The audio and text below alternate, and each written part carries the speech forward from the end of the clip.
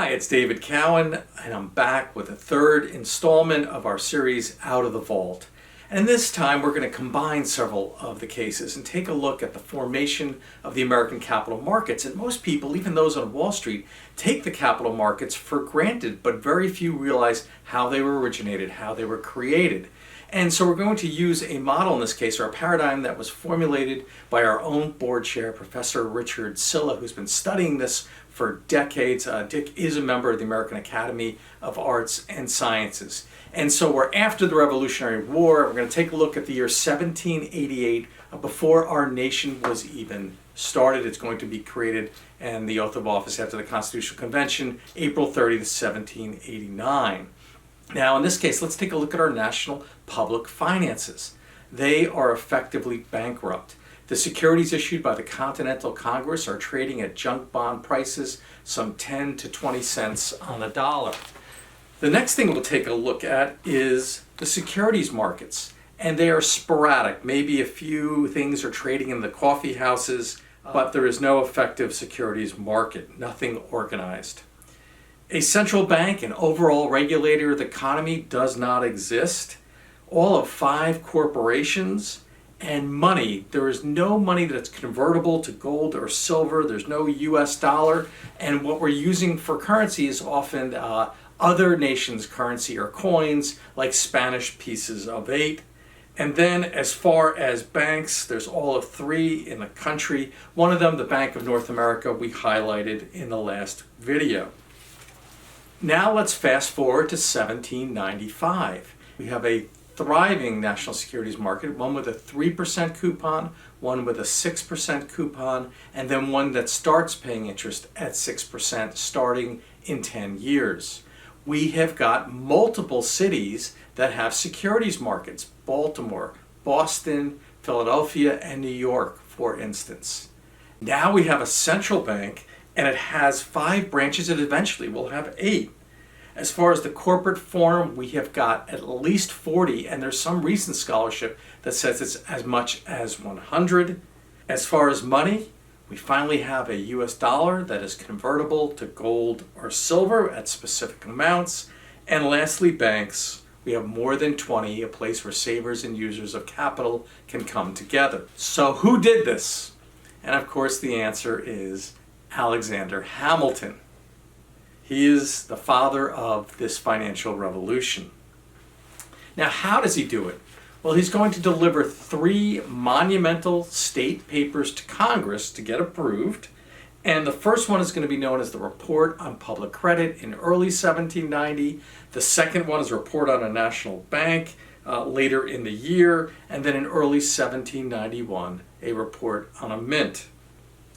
Now, the first one is important, and we showed in this exhibit an original copy. In this document, what Hamilton is saying is that the national government should take over all the leftover debt from the Revolutionary War, including not just the federal government or the national government's debt, but also all of the states. This is powerful in history because when you look at times this has occurred in the past when a new government has been formed.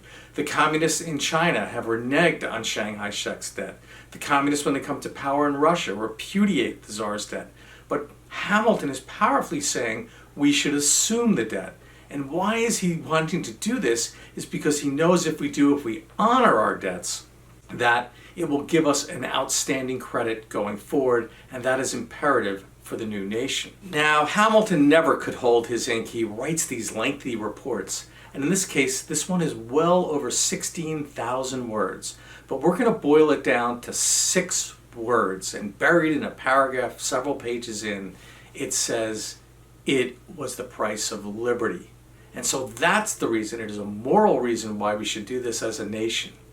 Now, this is going to be stymied in Congress because some states like Virginia hadn't issued a lot of debt, but other states like Massachusetts had. They were profligate with their debt.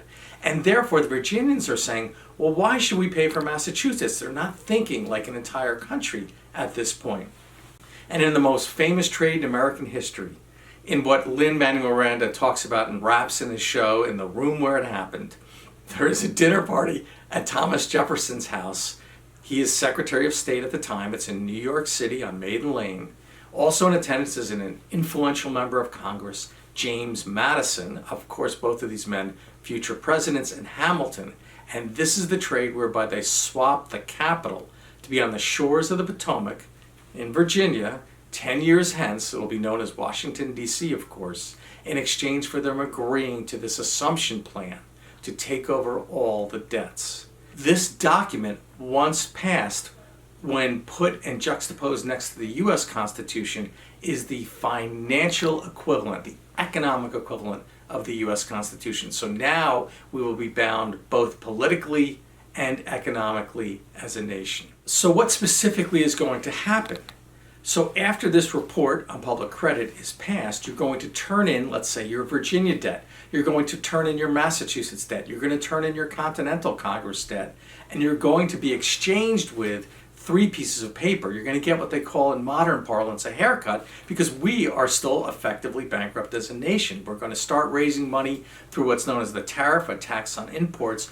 But for the moment, Hamilton doesn't have that kind of money, and therefore he's going to put it off. Your blended rate will be about 4%. And what you are now looking at is one of our most prized possessions. This is none other than George Washington's Treasury bonds. We like to say other museums might have his false teeth. We have his Treasury bonds. Now, not everybody was in favor of the new Constitution. There were others that were against it, known as anti-federalists. In this particular case, you're looking at the bond of Patrick Henry. And of course, Patrick Henry was famous for that line, "Give me liberty or give me death." But he had concerns about the new country, about us turning back into a monarchy. So he turns in his Virginia debt, which he sells within a day or two. And so we often like to say Patrick Henry was our nation's first day trader. If you're interested in learning more about this topic, Professor Sylla and I recently wrote a book entitled Alexander Hamilton on Finance, Credit, and Debt, and therefore you can take a much deeper dive if you're interested. We'll be back again next week with another installment.